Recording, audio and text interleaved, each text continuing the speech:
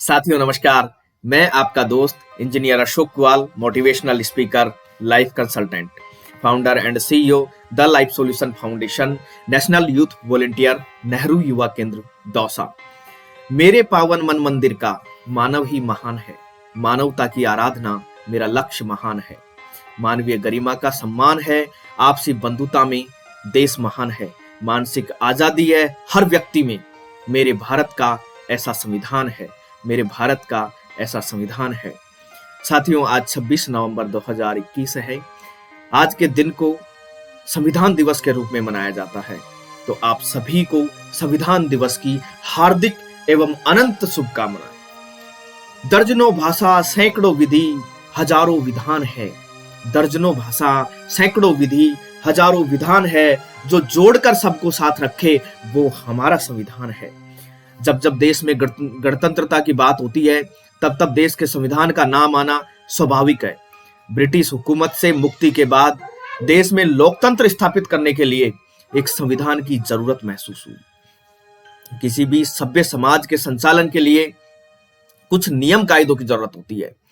लोकतांत्रिक प्रणाली में संविधान के जरिए इसकी व्यवस्था की जाती है।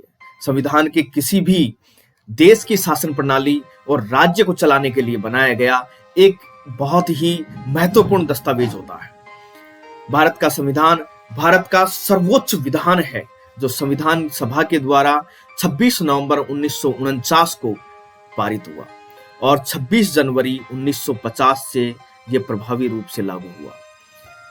संविधान सभा ने 2 साल 11 महीने 18 दिन में हमारे संविधान को तैयार किया।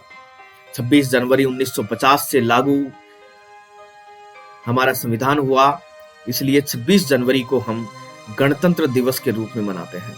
भारत सरकार द्वारा पहली बार 2015 में संविधान दिवस मनाया गया। इससे पूर्व 26 नवंबर को न्यायिक दिवस के रूप में मनाया जाता था। डॉक्टर भीमराव अंबेडकर के योगदान को याद करने और भारत के संविधान के महत्व का प्रसार करने के उद्देश्य से संविधान दिवस मनाया जाता है। आजादी के बाद एक संविधान सभा का गठन किया गया था। संविधान सभा की पहली बैठक 9 दिसंबर 1946 को संसद भवन के सेंट्रल हॉल में हुई थी। 26 नवंबर 1949 को हमारा संविधान स्वीकार किया गया था। संविधान सभा ने संविधान के उस प्रारूप को स्वीकार किया जिसे बाबा साहब डॉक्टर भीमराव अंबेडकर की अध्यक्षता में ड्राफ्टिंग कमेटी ने तैयार किया था।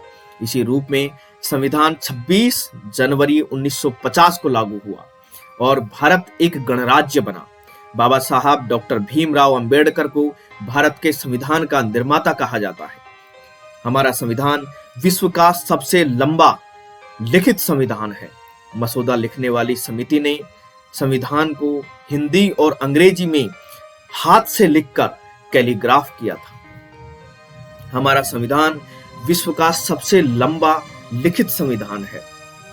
यह भारत के आम नागरिकों के लिए बहुत ही महत्वपूर्ण दस्तावेज है।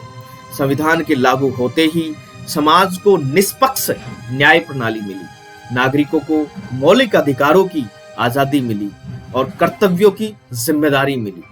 आज का दिन इस संविधान के पितामह है डॉक्टर बाबा साहब भीमराव अंबेडकर जी को याद करने का दिन है।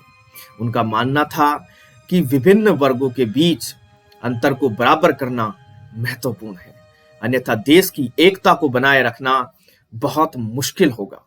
उन्होंने धर्म, लिंग और जाति की समानता पर जोर दिया और वर्गों के बीच जो सामाजिक संतुलन बनाने के लिए एक आरक्षण प्रणाली की शुरुआत की। बाबा साहब डॉक्टर भीमराव अंबेडकर के उत्कृष्ट योगदान को याद करने के लिए यह संविधान दिवस मनाया जा रहा है और उनके उत्कृष्ट योगदान को स्मरण किए बिना हमारे संविधान का उल्लेख अधूरा है। हम सभी अपने देश के संविधान निर्माताओं को सच्ची श्रद्धांजलि अर्पित करते हैं और प्रण लेते हैं कि उन लोगों के उनके विचारों का हम प्रचार प्रसार करेंगे। साथियों, हमारे भारतीय संविधान की उद्देशिका को पढ़कर आज हम ये संकल्प लेते हैं, हम भारत के लोग भारत को एक संपूर्ण प्रभुत्व संपन्न समाजवादी पंथ निरपेक्ष लोकतंत्रात्मक गणराज्य बनाने के लिए तथा उसके समस्त नागरिकों को सामाजिक, आर्थिक और राजनीतिक न्याय, विचार, अभिव्यक्ति, विश्वास, धर्म और उपासना की स्वतंत्रता, प्रतिष्ठा और अवसर की क्षमता प्राप्त कराने के लिए तथा उन सब में व्यक्ति की गरिमा और राष्ट्र की एकता और अखंडता सुनिश्चित करने वाली बंधुता बढ़ाने के लिए दृढ़ संकल्प होकर अपनी इस संविधान सभा में आज तारीख 26 नवंबर 1949 को एतद द्वारा इस संविधान को अंगीकृत, अधिनियमित और आत्मार्पित करते हैं। इन दो पंक्तियों के साथ मैं अपनी वाणी को विराम देता हूं कि आजादी से जीना आसान होगा जहां हर जाति धर्म समान होगा।